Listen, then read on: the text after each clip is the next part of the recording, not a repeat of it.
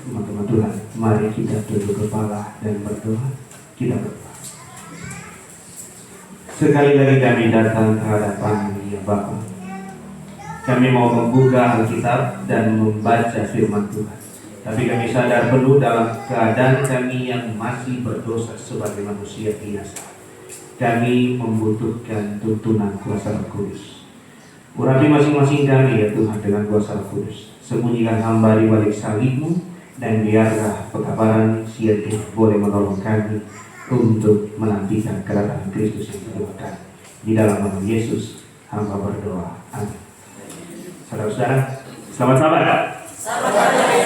Selamat hari yang senang. Terima kasih. Lama sekali berusaha dengan yang lain. Saudaraku, umat-umat Tuhan, mohon izin, saya harus dibawa. Di atas ini saya punya badan terlalu berat. Ini ada goyang-goyang. Saya bergerak sedikit, masalah dan saya dibawa. Kita tidak jadi. Lanjut dengan firman Tuhan. Mohon izin, boleh? Terima kasih.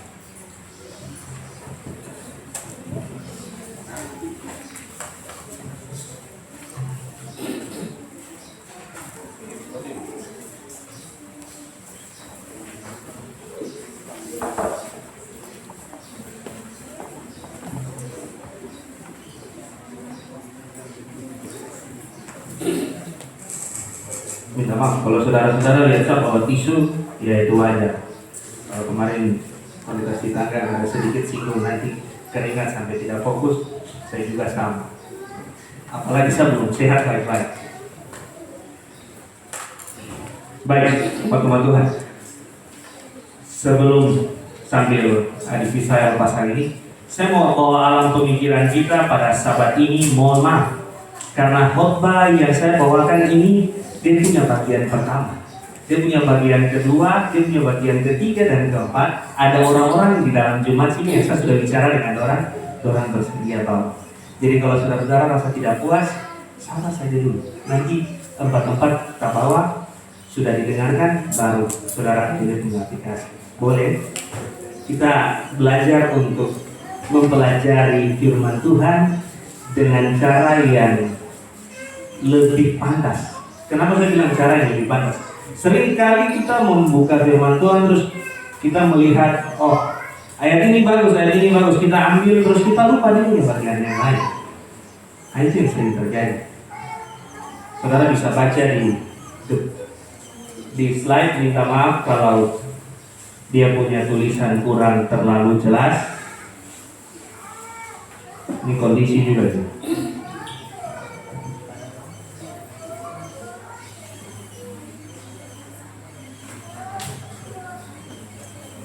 Judul firman kita pada saat ini dia punya bahasa Inggris. The relevant ini semenjak saat kita bunyikan kurang bagus. The relentless love of God from the book of Jonah part 1. Atau dia punya bahasa Indonesia. Tenang, dia punya bahasa Indonesia. Kasih Tuhan yang tiada berkesudahan dari kitab Yunus bagian pertama. Dia punya bagian kedua, dia punya bagian ketiga, bagian keempat mengikuti. Oke, kita bicara tentang kasih Tuhan yang tiada berkesudahan dari kitab Yunus. Kenapa pendeta berani ambil judul kasih Tuhan yang tiada berkesudahan dari kitab Yunus? Bukankah di dalam kitab Yunus itu lebih banyak terlihat seperti Tuhan tidak mengasihi manusia? Orang ada tinggal bagus-bagus dalam kota, terus kenapa Tuhan makin didorong? Nah, di situ kita bisa lihat kasih Tuhan. Ingat, sebelum kita masuk ke dalam pembahasan, satu hal yang harus kita ingat, ketika kita belajar Alkitab, lalu kita lihat di situ Allah sementara mau menghakimi satu bangsa karena kesalahan mereka, tapi Allah kirimkan nabinya untuk memberitahu mereka itu. Disitulah kita bisa lihat kasih Tuhan. Ketika kita berbicara tentang keselamatan, ketika kita berbicara tentang surga, tapi ada yang mengingatkan kita tentang jahatnya neraka, kejamnya neraka. Di situ kita sementara diberitahu tentang kasih Tuhan. Mari kita buka dalam Yunus pasal 1 ayat 1 sampai 3. Kita punya ayat sahabat ini cuma 3. Yunus pasal 1 ayat 1 sampai ayatnya yang ketiga. Mari yang punya Alkitab silakan buka Alkitab. Yang punya Alkitab silakan buka Alkitab, tapi jangan lupa mode pesawat supaya jangan WA masuk. Yunus pasal 1 ayat 1 sampai ayatnya yang ketiga. Saudara bisa baca di layar, tapi izinkan saya membaca dari Alkitab. Yunus pasal 1 ayat 1. Datanglah firman Tuhan kepada Yunus bin Amitai. Demikian. Ayat yang kedua. Bangunlah, pergilah ke Niniwe, kota yang besar itu, berserulah terhadap mereka, karena kejahatannya telah sampai kepadaku. Ayat yang ketiga. Tetapi Yunus bersiap untuk melarikan diri ke Tarsis, jauh dari hadapan Tuhan. Ia pergi ke Yapo dan mendapat di sana sebuah kapal yang akan berangkat ke Tarsis. Ia membayar biaya perjalanannya, lalu naik kapal itu, berlayar bersama-sama dengan mereka ke Tarsis, jauh dari hadapan Tuhan. Jauh dari hadapan Tuhan. Apa pelajaran yang bisa kita dapat di sini? Saudara, saya tidak mau bicara banyak, saya langsung kasih tahu, saya punya kesimpulan. Kita mulai dengan kesimpulan, lalu kita masuk ke pembahasan. Kenapa kesimpulan? Supaya kalau sebentar pembahasan ini agak bikin saudara bingung, tidak, saudara sudah tahu dia punya kesimpulan. Ada dia punya jalan lurus. Terus kalau ada yang mau pergi ke WC juga tidak apa-apa. Sudah tahu dia punya kesimpulan, asal jangan pulang. Kalau saudara pulang itu masalah. Itu ada ketidakpenurutan dan sedikit merendahkan Tuhan. Baik, kita punya kesimpulan yang pertama. Tuhan punya rencana keselamatan untuk setiap manusia dalam posisi apapun dan seburuk apapun dosanya.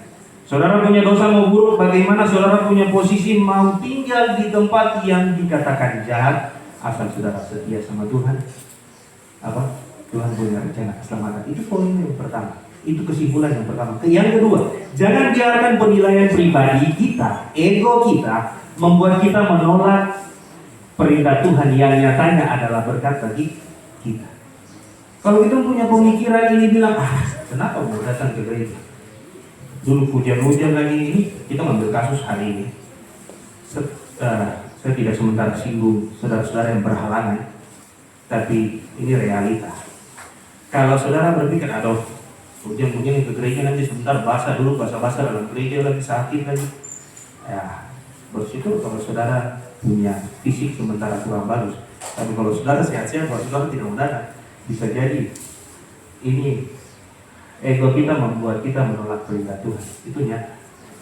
Yang ketiga, setan dan dosa akan selalu menjauhkan kita dari Tuhan. Ingat itu. Apa saja yang buat kita jauh dari Tuhan, itu ada setan di baliknya, ada dosa kita di baliknya. Itu kita punya kesimpulan. Baik, kita masuk ke pelajaran. Kita masuk ke firman Tuhan yang mau kita lihat sama-sama. Yunus dan Niniwe. Saya mau mulai dengan Yunus dan Niniwe. Kenapa? Saya sudah jelaskan tadi. Ada empat khotbah yang lain. Khotbah yang pertama itu pada dasarnya dia cuma sekedar kata pengantar saja. Ini cuma kata pengantar. Nah, kita belajar tentang Yunus dan Niniwe. Kenapa harus Yunus? Kenapa harus Niniwe ya? Tuhan mau selamatkan. Bukankah ada kota-kota lain? Bukankah pada zaman itu sudah banyak kota-kota, sudah banyak kerajaan-kerajaan, sudah banyak tempat tinggal yang dihuni oleh masyarakat? Kenapa harus Niniwe? Terus kenapa harus Yunus? Bukankah ada nabi-nabi lain? Yunus 1 ayat 1 dan 2, saudara bisa baca. Tadi kita sudah baca, kita lanjut. Kita mulai dengan Yunus. Umat-umat Tuhan, kalau Anda lihat di layar, Yunus, saya pakai bahasa Inggrisnya Yonah. Kalau dia punya bahasa Ibrani ada ini Y, ini O, ini N, A, H.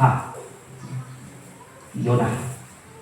Dia punya bahasa Ibrani. Nah, Yonah ini dia punya arti, maafkan, saya tidak sempat tulis di situ. Dia punya arti dove, D-O-V-E. D-O-V-E ini kalau kita terjemahkan ke dalam bahasa Indonesia, kalau bukan merpati, pasti kita bicara tentang kasih sayang. Tapi kalau dalam terjemahan Yonah ini, dia tidak pakai merpati, dia tidak pakai kasih sayang, dia tidak pakai sukacita. Itu yang ada di Bible Commentary. Tapi ketika kita berbicara tentang Yonah ini, kita sementara berbicara satu sebutan yang sedikit memalukan. Izinkan saya menggunakan bahasa yang sedikit kasar, tapi ini adalah terjemahan. Kata Yonah ini kalau diterjemahkan ke dalam bahasa Indonesia secara harafiah, dia punya arti kebodohan. Yang tadinya kita melihat bahwa Kata Yonah ini nama nabi. Tapi kalau kita terjemahkan, dia punya hati kebodohan. Sinners, memalukan juga. Ini kalau kata sinners ini kita terjemahkan dalam bahasa Indonesia agak banyak dia punya hati. Tapi menurut saya yang paling dekat kebodohan. Nah, Yunus ini juga salah satu dari 12 nabi, tapi satu-satunya yang lari dari panggilan pelayanan. 12 nabi apa? 12 nabi yang ada di Perjanjian Lama. Ada banyak nabi di dalam Perjanjian Lama, tapi ada 12 nabi yang menulis kitab di Perjanjian Lama. Salah satunya Yunus. Kemudian, dia ini seorang nabi Tuhan yang sering menubuatkan tentang kemakmuran bangsa Israel. Dia menubuatkan tentang kemakmuran, walaupun dia punya nama ini kalau dia punya terjemahan kurang bagus, tapi dia menubuatkan kemakmuran. Lalu Yunus ini nabi pertama yang bertugas untuk menjangkau orang non-Israel, dalam hal ini Asyur dan Niniwe. Selanjutnya, nabi yang muncul dengan karakter yang berbeda dengan nabi yang lain. Karena apa? Karena dia punya nama, dia punya karakter terkesan memalukan bangsa Israel. Tapi bangsa Israel, saudara catat ini, dia punya kisah hidup ini memalukan bangsa Israel, tapi bangsa Israel setuju untuk kasih masuk Yunus dalam kanon Alkitab. Akhirnya ada kitab Yunus. Dia bikin malu bangsa itu, tapi bangsa itu kasih masuk dia dalam Alkitab. Kita lanjut. Yunus memiliki nama dalam bentuk feminin dan tidak teoborik, tidak bertemakan Tuhan. Dia punya nama ini dalam kategori oppressor name, atau nama yang bentuk nama yang protes kepada Tuhan. Ini Yunus. Tidak maaf kalau ini terkesan sedikit terlihat seperti kelas Nabi Yunus, tapi begini supaya kita bisa lebih mengerti firman Tuhan. Selanjutnya, satu-satunya nabi yang berasal dari Galilea. Saudara mau cari semua ini terdapat di mana? Saya melihat Adventist Bible Commentary volume 4. Dia punya judul pembahasan bab itu kitab Yunus. Nah, ini tentang Yunus, saudara. Kita lanjut tentang Niniwe. Niniwe sederhana saja. Ini gambaran yang bisa kita dapat di internet tentang Niniwe. Niniwe ini ibu kota kerajaan Asyur, musuh Israel, salah satu dari 3 kota besar di Asyur. Niniwe ini disebut sebagai kota berdarah, penuh dusta dan perampasan. Saudara bisa buktikan di Nahum 3 ayat 1 dan 19. Dibangun di tepi sungai Tigris sejak manusia berpencar dari Menara Babel. Jadi ini kota Niniwe ini sudah ada hampir sejak mula-mula dunia. Hampir setelah air bah itu Niniwe sudah mulai dibangun. Lalu luasnya 3 hari perjalanan. Ini Niniwe punya besar. 3 hari perjalanan jalan kaki, bukan naik motor. Jalan kaki 3 hari. 3 hari baru kita jalan dari dia punya pintu gerbang yang ini sama pintu gerbang yang nanti ada di ujung sana. Itu 3 hari. Dia punya luas. Kota ini besar. Nah, saudara yang dikasih oleh Yesus Kristus, kenapa di judul tadi kita bahas ini? Yunus dan Niniwe. Terus kita masuk sini, begitu masuk dalam dia punya pembahasan, orang cuma lihat dia punya latar belakang. Kan, teman-teman Tuhan, dia punya latar belakang ini Yunus, Niniwe ini akan menuntun kita untuk melihat. Kita punya pertanyaan, kenapa harus Yunus yang pergi? Kenapa bukan nabi lain yang pergi ke Niniwe? Kenapa tidak bisa minta tolong nabi-nabi lain? Kenapa Tuhan tidak bisa minta tolong Elisa untuk pergi ke Niniwe sebelum? Karena Elisa dengan Yunus ini orang punya masa pelayanan tak punya. Cuma sayangnya Elisa lebih tua. Akhirnya Tuhan bilang, Elisa kau istirahat. Bisa saudara baca di 2 Raja-Raja 14 ayat 24, 5 dan 6. Di 2 Raja-Raja 24 situ juga Nabi Elisa beristirahat. Nah, kenapa harus Yunus yang pergi? Saudara baca ini. Saudara harus fokus di sini. Karena Tuhan mau merubah pemikiran Yunus yang begitu keras kepala, keraguan, dan munafik. Tuhan mau rubah Yunus dengan cara Tuhan kirim Yunus pergi jadi penginjil. Masalah. Masa orang yang tidak setia dapat suruh pergi menginjil? Apa yang dia mau bilang? Pernahkah saudara berpikir ketika kita mau masuk ke dalam KKR, yang dapat tunjuk dari panitia itu pasti dapat bicara hancur. Yang jadi pembicara juga pasti orang-orang yang dia punya kekurangan. Lihat, Yunus yang membawa nama baik Tuhan, nama baik Israel, pergi ke kota yang 3 hari punya besar untuk orang jalan, untuk jadi nabi, untuk bawa Injil Israel. Yunus yang ini keras kepala, dia penuh dengan keraguan dan dia munafik. Itu yang mau dipilih Tuhan. Lalu kenapa harus Niniwe yang diselamatkan? Kenapa bukan kota lain? Kan di situ kan ada salah satu dari 3 kota besar di Asyur. Kenapa tidak kota lain? Kenapa harus Niniwe? Jadi mau jawaban sederhana. Minta maaf, ini dari tadi sedikit mengganggu saya.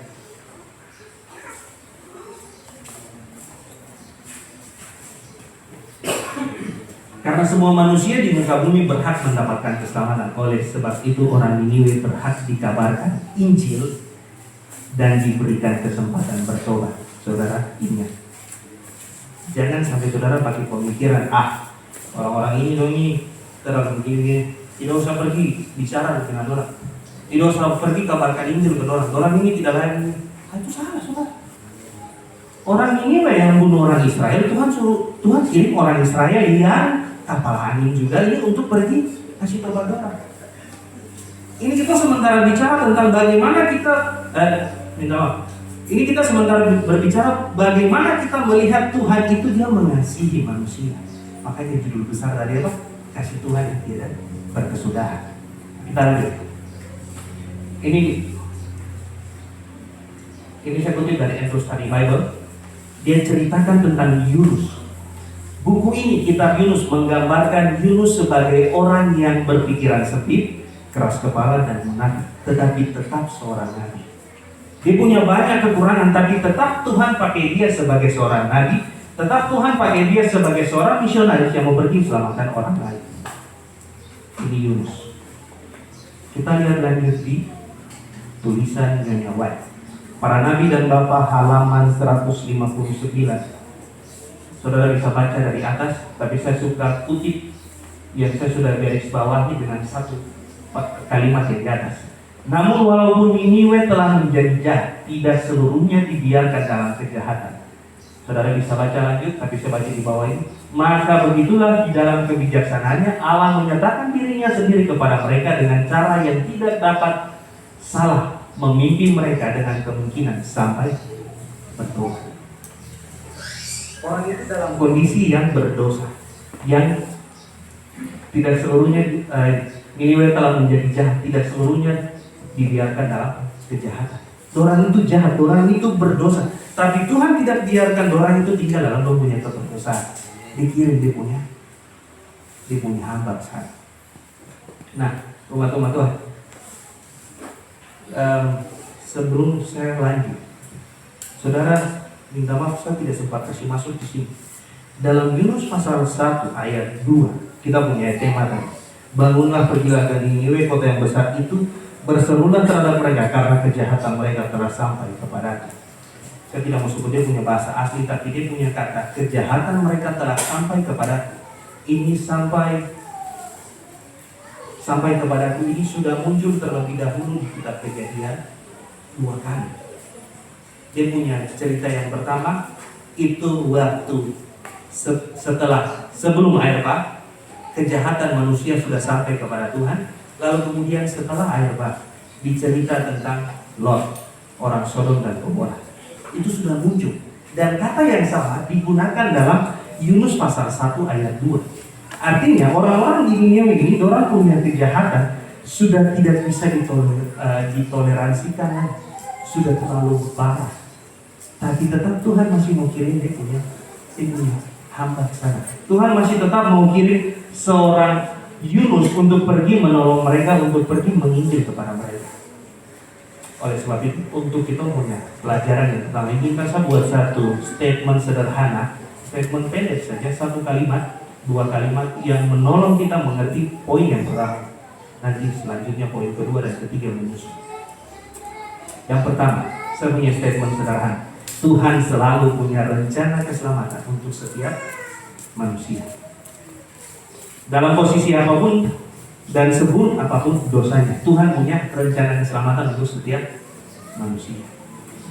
Saudara-saudara, Kalau bicara tentang rencana keselamatan, saya tidak habis pikir. Tuhan punya rencana keselamatan untuk saya. Ini baru pulang perkemahan, baru selesai kelantik master guide. Saya baru keluar belum sampai 2 jam. Dapat angkat terus nanti 5 hari berikut baru selesai. Saya percaya ya ini sekali-kali Tuhan punya rencana keselamatan untuk setiap manusia. Kenapa? Karena dalam posisi apapun, dalam dan seburuk apapun, kita punya dosa. Bahkan ketika saudara tidak berpikir saudara punya dosa, Tuhan punya rencana keselamatan untuk saudara. Kita lanjut ke poin selanjutnya. Khotbah ini sebenarnya singkat saja, kita bikin panjang-panjang karena kita punya waktu masih banyak. Yang kedua, motivasi Yunus untuk tidak pergi ke Niniwe. Kenapa sampai Yunus tidak mau pergi ke Niniwe? Kalau saudara baca di ayat 1, ayat 2, itu Tuhan baru suruh Yunus untuk pergi. Di ayat 3, Yunus, dia begitu dapat suruh pergi, dia tidak pergi. Ayat 3 dia mulai dengan satu kalimat yang bikin saya juga sedikit heran. Dia mulai dengan, tetapi Yunus bersiap untuk melarikan diri ke Tarsis. Ayat 1 dengan ayat 2 bicara perintah Tuhan. Di ayat 2 secara khusus Tuhan baru bilang sama Yunus, kau pergi ke sana. Tunggu kejahatan sudah sampai di saya. Terus ayat 3 dia mulai dengan, tetapi Yunus bersiap untuk melarikan diri. Di kapal ini, dia tukang melawan, betul saudara. Kalau orang pikir secara manusia. Kalau orang pikir secara manusia, wah Yunus tidak macam dia bagaimana? Bisa-bisanya Tuhan baru suruh dia, terus dia pergi. Terus dia mau rencana lagi. Tuhan baru lagi suruh dia, kenapa dia sudah mau rencana lagi? Itu kan orang punya pemikiran. Kalau Yunus punya pemikiran bagaimana? Ini saya coba cari Yunus punya pemikiran. Saya coba cari Yunus punya pemikiran dari tulisan Bible Commentary, dari tulisan Roh Nubuat. Ini yang saya dapat. Yunus tidak mau pergi ke Niniwe karena pertama, Yunus sadar bahwa Niniwe adalah ibu kota Asyur dan adalah musuh bebuyutan Israel maupun Yehuda. Saudara bayangkan, ini saya kasih contoh saja. Kalau saya disuruh pergi ke Malaysia untuk bilang, weh, kamu di Malaysia sini kamu salah. Berhubung Indonesia dengan Malaysia itu kan agak-agak koslet sedikit, toh. Tiba-tiba saya dapat suruh pergi ke Malaysia sana terus bicara ke Domo yang dia bilang, kamu ini salah semua. Itu tidak dalam tanda kutip rencana yang bodoh.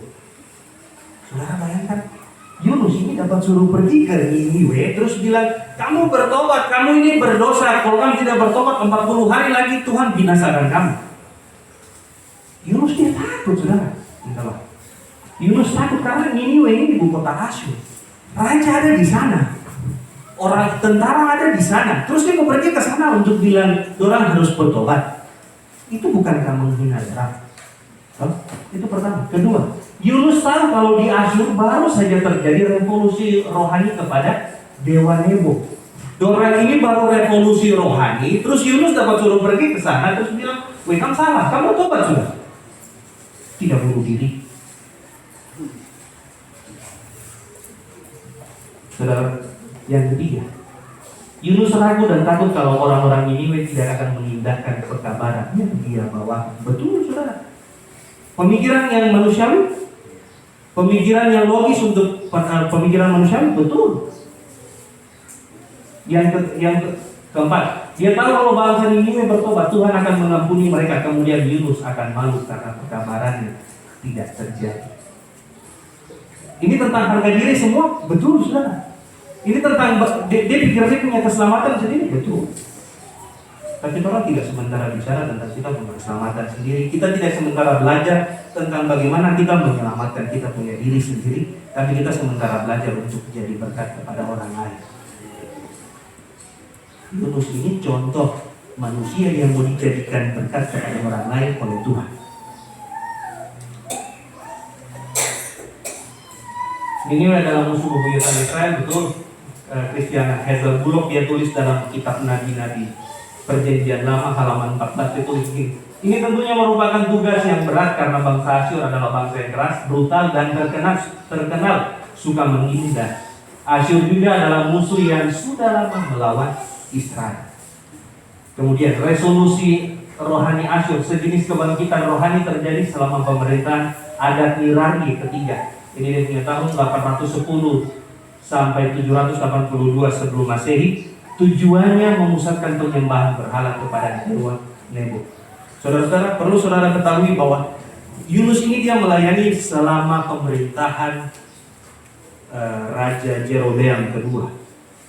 Dia memerintah sebagai Raja Jerobeam kedua, dia memerintah sebagai apa? Seorang raja di ada bisa berdekat di kerajaan mana? Yehuda atau Israel? Di kerajaan mana? Israel, jenderal di kerajaan Israel. Oleh sebab itu bangsa Israel, kerajaan Israel dinyatakan sebagai bangsa yang tidak setia pada zaman pemerintahan Jerobeam kedua. Dan Adat Nirari ketiga ini adalah raja pertama yang duduk di kursi raja ketika Jerobeam kedua diangkat menjadi raja. Maksudnya Adat Nirari ini dia raja di kerajaan Asyur, bukan di Israel. Nah, dorang dua ini sama-sama raja. Dorang dua ini yang sering berperang. Dan Yunus disuruh pergi ke Adat Nirari punya rumah, punya istana, terus bilang, raja kau bertobat sudah, kamu sudah berdosa. Yunus ini penasihat Jerobeam juga, saudara ingat. Dan Yunus ini dikenal di seluruh Timur Tengah pada saat itu.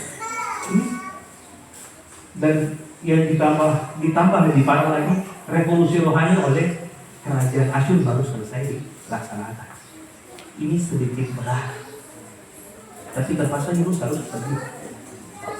Di Para Nabi dan Bapa halaman 153. Saudara-saudara, kalau mau belajar tentang Yunus, saya sarankan baca dari Para Nabi dan Raja halaman 150 sampai 160. Pasti saudara dapat banyak pelajaran di situ. Masih dalam masih dalam buku yang sama, Para Nabi dan Raja halaman 153 dibilang begini. Ketika Nabi itu memikirkan kesulitan, tampaknya pekerjaan ini mustahil. Maka ia tergoda dengan merasa tidak yakin akan kebijaksanaan panggilan itu. Dia meragukan Tuhan punya kebijaksanaan. Dari segi pandangan manusia, tampaknya seakan-akan tidak ada yang dapat dicapai dengan memberitakan pekabaran tersebut dalam kota yang sombong itu. Untuk sesaat lamanya ia lupa Allah yang disembahnya sangat bijaksana dan berkuasa. Ini alasan yang ketiga. Selanjutnya masih di alasan yang ketiga, tapi dari buku yang lain, Seventh Day Adventist Bible Commentary volume 4, dia bilang gagal membangun iman yang kuat yang seharusnya membuatnya menyadari bahwa dengan perintah ilahi datang kuasa ilahi untuk melaksanakannya. Yunus tenggelam dalam ketakutan dan keputusasaan. Saudara ingat, ragu-ragu itu musuh kita paling berat sebagai seorang yang percaya. Ragu-ragu mau buat sesuatu yang gereja sudah putuskan, yang Tuhan sudah minta. Ragu-ragu untuk kasih, maafkan kalau saya sedikit berbicara tentang pembangunan di sebelah. Ragu-ragu untuk kasih persembahan pembangunan. Ini kebetulan saya dengar ini sahabat pembangunan jadi. Ragu-ragu untuk kasih persembahan pembangunan, padahal kita sama-sama sudah lihat bagaimana ini gereja dia punya gambaran ke depan akan bagus. Bagaimana kita akan duduk di dalam satu gereja, satu bangunan yang bahkan kita manusia saja rasa senang duduk di dalam, apalagi Tuhan. Kalau saudara ragu-ragu, bisa jadi. Maafkan kalau saya singgung ini. Bisa jadi saudara sementara mempraktikkan apa yang Yunus bisa.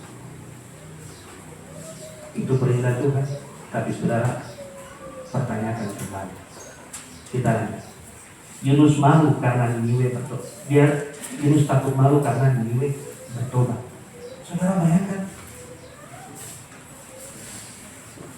dia malu kalau Niniwe bertobat. Saudara kalau nanti baca di pasal 1 sampai selesai, saudara lanjut pasal 2 kitab Yunus, saudara lanjut lagi di pasal 3 dan sampai di pasal 4. Masih dalam pasal 1 saja ada berapa banyak orang yang bertobat? 1 kapal. Yunus tidak pergi ke sana ajar orang Alkitab, tidak ajar orang 28 doktrin, tidak. Dia cuma mengaku saya ini berasal dari Ibrani, saya ini nabi. Tuhan marah karena salah. Terus habis itu dong buang dia. Setelah dong buang dia, badai selesai, terus satu kapal bertobat. Dia pemimpin depan dia. Tapi Yunus malu karena Niniwe bertobat. Ini dia punya pemikiran yang ada di pasal 1. Saudara, jangan sampai saudara sudah berhasil menginjil, orang sudah berhasil mengakui Yesus sebagai juru selamat, terus saudara malu karena dia punya perbuatan. Jangan, saudara. Jangan malu karena ada orang yang karena kita punya hasil kesaksian, lalu dia mau bertobat.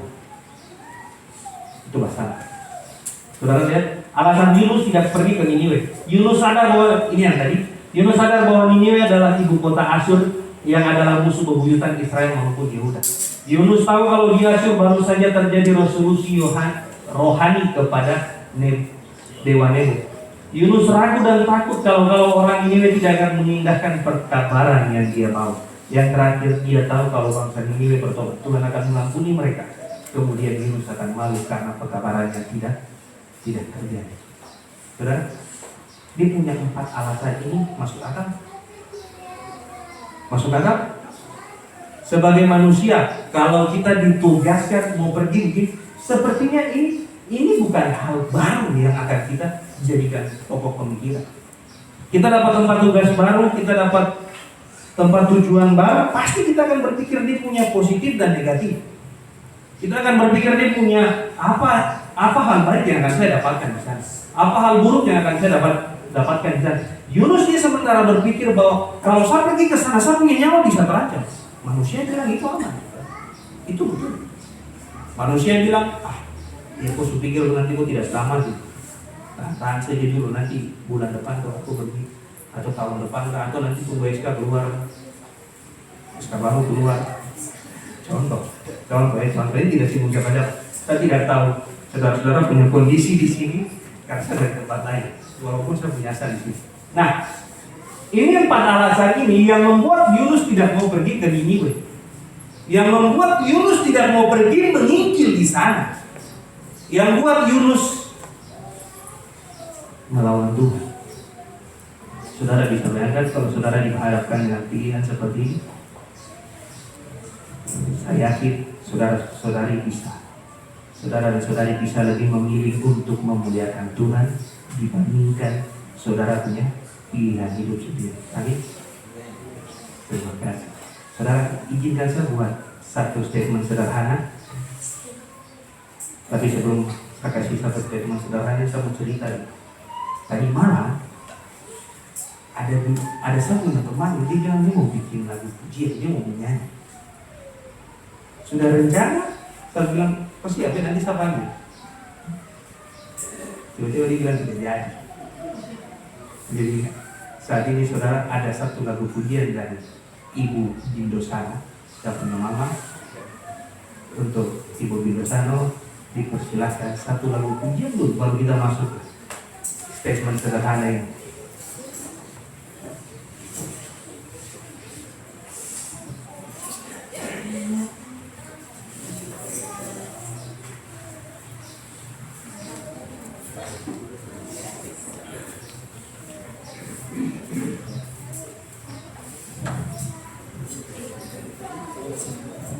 Selamat Sabat untuk kita semua. Satu sukacita bahwa Tuhan selalu mengasihi kita. Sabat ini tadi saya punya air mata keluar ketika saya lihat pendeta Fardi berdiri di depan. Karena itu adalah pergumulan. Saya sudah pernah saksikan di sini, tidak ada yang mustahil bagi Tuhan. Walaupun ketika kami tiba 90% tidak ada harapan hidup lagi, tetapi Tuhan boleh nyatakan kasih-Nya dan kuasa-Nya. Asalkan kita mau menyerahkan hidup kepada Tuhan. Luar biasa. Lagu yang akan saya nyanyikan adalah lagu Sion. Ketika saya berada di rumah sakit, ada beberapa lagu Sion yang saya menyanyi. Ketika dia tidak sadar, saya berdoa sampai saya capek. Saya berdoa Tuhan engkau batu samanku. Saya bergumul sebagai seorang ibu, saya bergumul dengan air mata. Satu hal yang Bapak Ibu kita semua bisa saksikan, dia bisa berdiri kembali untuk mewakilkan firman Tuhan. Ini adalah kuasa dan mujizat daripada Tuhan. Saudara dan saya jangan pernah takut dengan iman yang saudara dan saya miliki. Karena janji Tuhan adalah janji yang hidup. Karena janji itu keluar dari Allah kita yang hidup. Amin.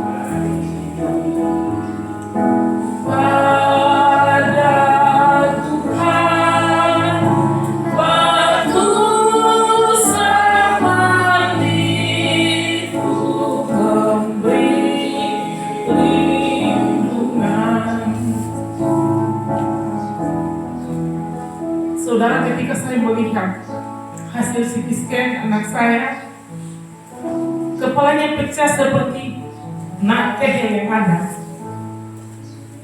Darah mengalir dari telinga, bukan menetes, saudara. Pendarahan dari otak.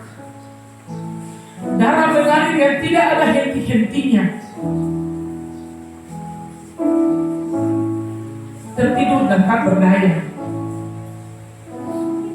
Sebagai manusia saya katakan, Tuhan, pasti anak saya mati. Tetapi melalui iman saya bilang, tidak Tuhan, anak saya tidak boleh mati. Saya imani itu, saudara. Saya ketika menyanyi lagu ini di pinggir anak saya bergumul melawan setan. Saya tahu batu saman perlindungan itu tidak pernah berlalu dari saya. Saya tahu Tuhan tidak pernah membuang umatnya. Saya tahu Tuhan tidak pernah membuang hambanya. Dan batu saman itu boleh nyatakan bahwa padi boleh berdiri di hadapan umat Tuhan. Terima kasih untuk pergumulan dari umat Tuhan. Kerap kali peperangan membawa susah, lalu aku lari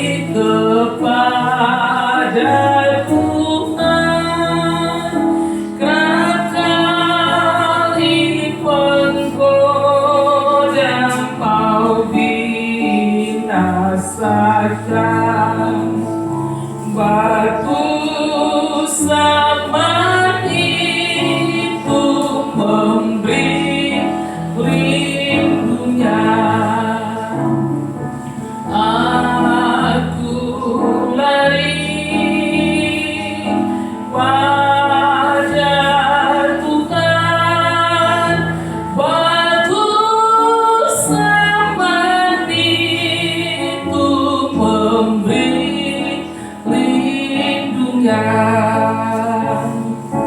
Aku lari, semua menyanyi, pada Tuhan, batu sama itu memberi lindungan.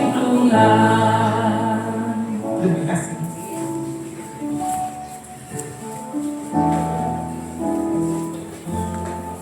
Terima kasih tidak sopan bersama diri. Terima kasih Mama. Biar dalam gereja juga kita harus tahu panggilan keluar. Kenapa? Gereja itu keluarga juga. Baik, saudara. Kalau tadi kita sudah bicara tentang ini, kita sudah dengar tentang satu sama dan sedikit kesaksian tadi. Izinkan saya buat satu statement sederhana gitu. Jangan biarkan penilaian pribadi kita, ego kita membuat kita menolak perintah Tuhan yang nyatanya adalah berkat bagi kita. Jangan karena kita punya pemikiran, di sana tempat itu begini. Jangan karena kita berpikir bahwa, aduh, ini terus tinggal mati sedikit, terus orang tolak Tuhan punya perintah kita. Yang nyatanya adalah berkat bagi kita. Saudara lihat, tadi kalau kita yang kita baca Yunus ini, dia punya model begini segala macam. Tuhan suruh Yunus ini untuk pergi ke Niniwe yang dia punya tempat juga bertentangan dengan Yunus punya kehendak. Tapi sebenarnya kalau Yunus dipilih, saudara, minta maaf satu lagi, mengetahui cinta dan kasih panjang sabar Tuhan, Yunus juga takut jika dia menyampaikan pesan ilahi dan orang kafir menerimanya, maka hukuman yang dia ucapkan kepada mereka tidak akan menimpa mereka. Ini akan jadi penghinaan yang mendalam baginya. Ternyata demikian, dan ini tidak bisa ditahan. Saudara, kalau Anda mau berpikir seperti ini Bapak Yunus ini, saudara tidak akan pernah maju. Saudara tidak akan pernah dapat ini. Perintah yang nyatanya adalah berkat bagi kita. Berkat yang Tuhan sediakan bagi kita, kadang dia kasih dengan cara yang bahkan kita tidak pernah berpikir seperti itu.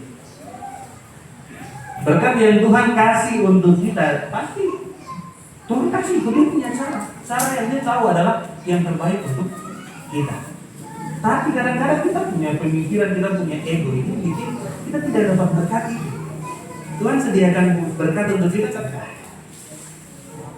tapi kita di sana ada hujan lagi, panas lagi, nyamuk banyak lagi, terus sudah kita tidak dapat berkat. Ini hal-hal sederhana yang harus kita lihat. Berarti izinkan saya lanjut ke poin yang ketiga. Di sini kenapa Yunus hendak melarikan diri dari hadapan Tuhan dan kemana? Kalau tadi kita lihat dia punya alasan kenapa dia tidak mau ke Niniwe. Sekarang kita mau bicara tentang kenapa Yunus harus melarikan diri dari Tuhan. Kenapa dia harus pergi dari Tuhan? Yunus, kenapa kamu melari dari Tuhan? Muncul pertanyaan seperti itu. Yunus nabi baru, kenapa dia melari dari Tuhan? Ayat masih sama, Yunus 1 ayat 3.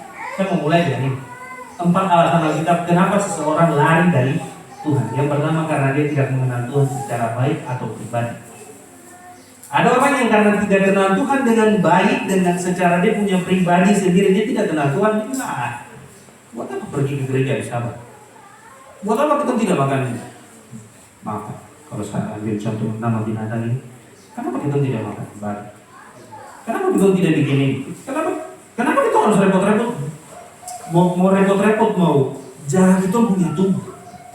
Kenapa tuh orang harus repot-repot? Nikah istri satu, contoh ya. Alkitab bilang harus nikah istri satu kali satu. Karena dia tidak mengenal Tuhan secara baik atau secara pribadi. Ada banyak, minta maaf saya kasih contoh lagi. Ada banyak anak-anak muda di gereja yang saya layani, bukan di sini. Di gereja yang saya layani, di daerah di mana saya melayani, mereka karena tidak kenal Tuhan secara baik dengan atau secara pribadi, mereka ini memilih untuk melakukan hal-hal yang tidak baik. Lalu alasan yang kedua, alasan Alkitab yang kedua, kenapa seseorang lari dari Tuhan? Dia berbeda motivasi atau kepentingan. Tuhan punya motivasi untuk Yunus supaya kau jadi baik, supaya kau ini jadi nabi yang lebih hebat. Tapi Yunus bilang, aduh, saya tidak mau sana, nanti kaget untuk berusaha lagi. Kaget bikin saya bicara bagus-bagus terus dong dulu ketawa saya, habis itu dong bunuh saya atau dong bikin apa-apa salah. Itu ada di Yunus. Yang ketiga, menolak gambaran Tuhan atau firman. Ini jelas-jelas menolak gambaran Tuhan atau firman. Ada banyak orang yang tidak mau dengar Tuhan karena ada orang menolak firman Tuhan. Bilang, buat apa tuh baca-baca kita? Yang kita itu cuma pekabaran-pekabaran yang dulu. Kenapa kita mau dulu bicara-bicara penyanyian lama? Tuhan dulu mati di kayu salib sudah palangkan itu. Itu fakta.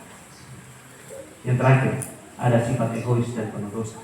Ini 4 alasan yang memotivasi seseorang lari dari Tuhan. Sekarang saya mau tanya untuk saudara-saudara, Yunus dia masuk di dalam salah satu di sini? Iya, dia masuk. Yunus masuk di keempat-empat ini. Ada yang bisa bilang iya, ada yang bisa bilang tidak. Saya bisa mau kasih tahu sama saudara-saudara, ada penjelasan dari Roh Nubuat di slide ini. Kenapa Yunus melari? Ini penjelasan dari Roh Nubuat. Yunus tergoda untuk ragu akan kekuasaan Tuhan dan kebijaksanaan Tuhan. Makanya dia mau lari. Makanya dia tidak mau pergi ke mana? Niniwe. Dia mau pergi ke sana. Yunus terlalu terburu-buru dalam mengambil keputusan. Ini 2 alasan kenapa Yunus mau lari dari Tuhan. Nah, dalam buku Para Nabi dan Raja halaman 153 dibilang, sementara ia ragu-ragu dalam kebimbangan, setan merasuknya dengan keputusasaan. Nabi itu diserang dengan perasaan takut dan ia bersiap untuk melarikan diri ke Tarsis. Tuhan baru bicara ke dia, terus dia ragu-ragu dan setan masuk di tengah-tengah. Benar-benar? Hubungan kita dengan Tuhan itu sama seperti hubungan kita. Ini saya, Tuhan ada di surga. Saya ke Tuhan, saya ke Tuhan, saya ke Tuhan. Tapi waktu Tuhan bilang pendeta pagi, yang kepala batu sudah datang. Kenapa tuh? Begitu saya bilang kenapa Tuhan? Itu hubungan vertikal begini. Dia begini.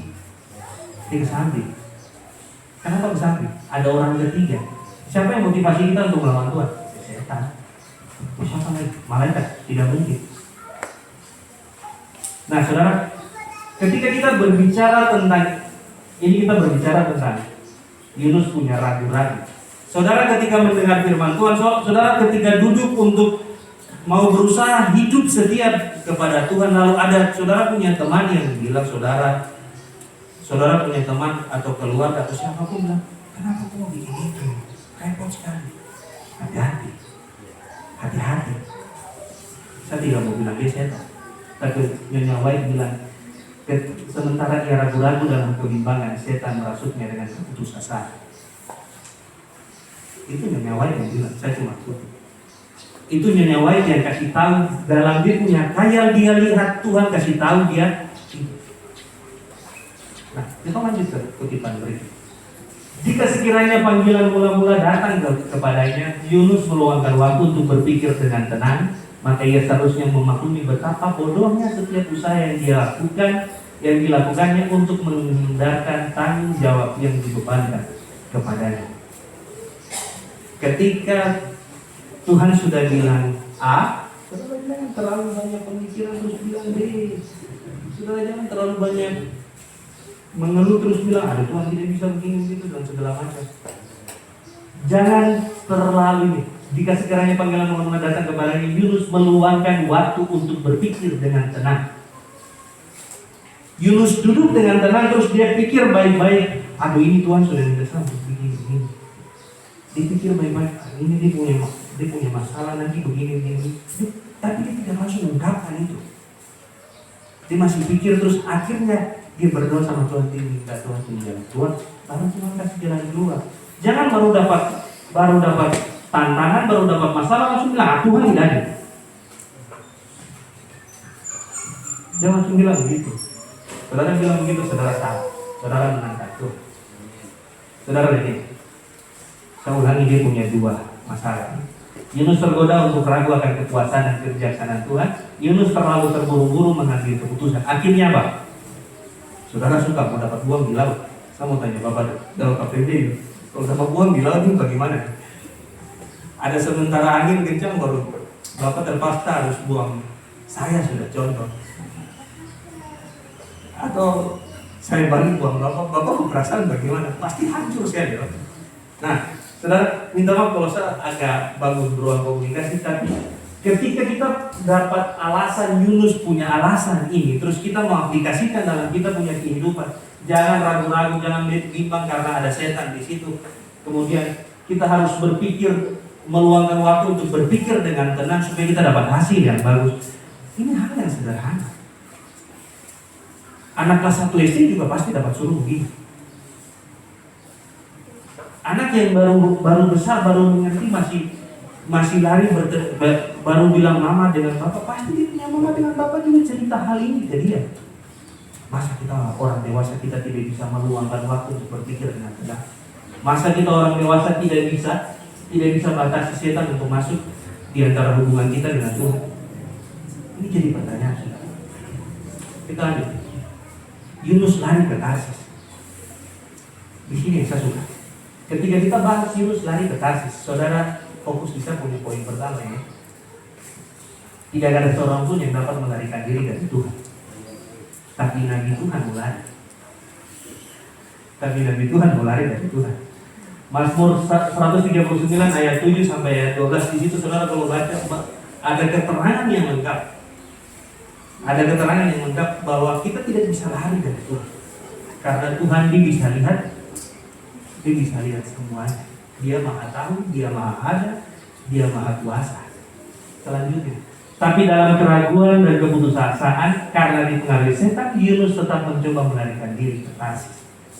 Yunus tetap coba mau lari dari Tuhan.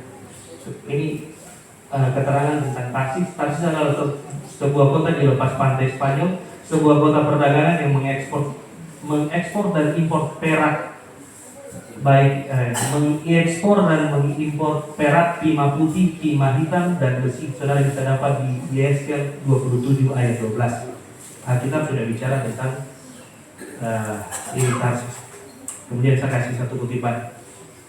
Ini kutipan terakhir tentang saudara. Di tempat yang jauh dan sibuk itu, Yunus berharap untuk melarikan diri dari tugasnya dan menenangkan suara hati nuraninya. Yunus dia memilih untuk pergi ke Tarsis. Nanti sebentar saya akan tunjuk Tarsis punya jauh dengan Niniwe itu bagaimana. Tapi dia pilih ke sana untuk menenangkan suara hatinya. Dia pergi ke sana supaya dia tenang. Kita lihat yang ini dulu, baru kita kembali ke tadi. Ini Niniwe. Ini Yunus punya tempat, Gad Herper. Terus dia mau lari ke Tarsis. Dari ini daerah Israel ini pergi ke Niniwe itu 500 mil. 500 mil tidak jauh. Tapi Yunus dia mau lari ke Tarsis yang 3000 mil, 2500 mil. Yunus dapat suruh pergi ke timur, dia lari ke barat. Orang ini pemikiran bagaimana? Terus dia lari ini 5 kali lebih jauh. Dia disuruh pergi ke Niniwe, tapi dia pergi ke Tarsis. Untuk masih di tengah-tengah ini baru balik. Saudara kalau lihat ini gambar balik itu ini, di situlah tempat di mana Yunus dibuang. Dia disuruh pergi ke barat, ke timur, dia pergi ke barat. Dia disuruh pergi 500 mil, tapi dia lari 2500 mil, total 5000 mil. 3000 mil. Dia harus lari. Ini menandakan Yunus ini sama sekali mungkin tidak. Di saat itu dia meragukan, bahkan dia hampir tidak percaya Tuhan. Dan kita punya pembahasan ini, kita punya judul ini. Kenapa Yunus hendak melarikan diri dari hadapan Tuhan dan kemana? Dia bersangkutan dengan kita punya tema besar gereja Advent di seluruh dunia. Ini sambil contoh dari Jemaat Kelabala Sorong. Minta maaf, saya bukan promosi orang, tapi kebetulan saya bikin punya poster baliho ini. Ketika kita bicara tentang ini Yunus, kita otomatis akan bicara, aku akan pergi untuk jadikan murid, untuk memuridkan orang lain. Ketika kita berbicara tentang ada tokoh Alkitab yang disuruh untuk pergi menginjil, kita akan berbicara tentang ini. Kita akan berbicara tentang menjangkau ke atas, menjangkau ke dalam, dan menjangkau keluar. Yunus ini dia berhasil menjangkau ke atas, tetapi menjangkau ke dalam dia punya diri sendiri untuk meyakinkan Tuhan punya perintah itu betul. Dia tidak berhasil. Dia tidak berhasil. Karena ketika dia menjangkau ke atas, dia bukan cuma menjangkau ke atas lurus begini, dia menjangkau ke atas tapi miring juga. Dia berhasil Tuhan berhasil kasih firman ke Yunus, tapi Yunus punya timbal balik ke Tuhan, beda. Kalau kita berhasil menjangkau ke atas, kita jaga hubungan dengan Tuhan dengan baik, kita yakinkan kita punya diri, kita menjangkau ke dalam, baru kita bisa bicara tentang kita menjangkau ke luar. Saya kurang tahu di Nagira ini mungkin ada jemaat yang pakai gambar begini, tapi untuk di seluruh dunia, gerejakan sementara fokus dengan ini. Aku akan pergi menjadikan murid, dan orang punya slogan menjangkau ke atas, menjangkau ke dalam, dan menjangkau ke luar. Ini selalu dibawa dan dibawa. Saudara, umat-umat Tuhan yang saya kasih, di dalam poster ini ada bicara banyak sekali. Ada di ujung sana, saudara bisa lihat tulisan kecil, menjangkau dunia, reach the world. Kemudian ada I will go. Dia bicara tentang ini logo gereja Advent juga. Kadang-kadang ada saja pemikiran-pemikiran dari kita manusia yang bikin kacau suasana. Maaf kata, yang bikin kacau suasana. Ini kita sementara berbicara ini. Kenapa Yunus sedang melarikan diri? Yunus dia punya alasan banyak. Dia punya alasan dua ini, tapi ini hasil dari dia tidak berhasil untuk mengerti apa maksud Tuhan untuk kita. Apa maksud Tuhan untuk dia? Dia tidak berhasil mengerti itu. Makanya muncul ini dua alasan. Muncul dia punya alasan-alasan yang dia White tulis dalam para nabi, dan dia punya pembelaan diri ya, muncul dalam ini para nabi dan raja halaman 153. Kita kembali ke gambar ini. Sederhana, saudara. Sambil contoh. Gereja masih akan hari ke-7 Jumat Pionir Nadir. Aku akan pergi menjadikan murid, menjangkau ke atas, menjangkau ke dalam, menjangkau keluar. Lalu mulai Peter, mulai Paulo, Niko, dan semua anak-anak muda di sini mulai mengerti ini, mulai tanamkan ini dalam dia punya diri. Orang tidak akan jadi Yunus. Percaya. Satu saat dalam Jumat ini juga jadi. Kalau saudara dan saudari yang ada di sini, kita semua tanamkan ini, menjangkau ke atas, ke dalam, keluar, saudara tidak akan jadi Yunus. Saudara tidak akan mau ketika firman Tuhan datang, ketika perintah Tuhan datang, Bapak Pintu Sanus menginjil ke tempat ini. Tidak ada kata Bapak Pintu Sanus bilang, aduh, jauh sekali. Tidak ada. Ketika firman Tuhan datang, Bapak Denis Rumi, Bapak harus pergi tinggal di Nagara, terus menginjil sana, target 200 jiwa. Bapak Denis Rumi dia akan bilang, itu terlalu jauh, di sana itu mayoritas muslim. Tidak ada bahasa seperti itu. Aku akan pergi. Bapak Denis Rumi bilang, aku akan pergi tinggal di sana sambil bikin kebun. Baik, itu cuma internet. Saudara, umat-umat Tuhan, ini gambar yang sederhana dan ini punya arti banyak sekali. Demikian juga dengan cerita Yunus. Dia cuma dapat suruh dari Israel ini pergi ke Niniwe, tapi dia mau lari ke Tarsis. Dia punya cerita panjang. Tapi ketika dia mau kembali ke Tarsis, ada banyak berkat yang dia terima. Sama seperti saya punya statement sederhana di poin yang ketiga ini. Setan dan dosa akan selalu menjauhkan kita dari Tuhan. Statement sederhana, satu kalimat saja. Setan dan dosa akan selalu menjauhkan kita dari Tuhan. Tapi kalau setan dan dosa tidak berhasil menjauhkan kita dari Tuhan,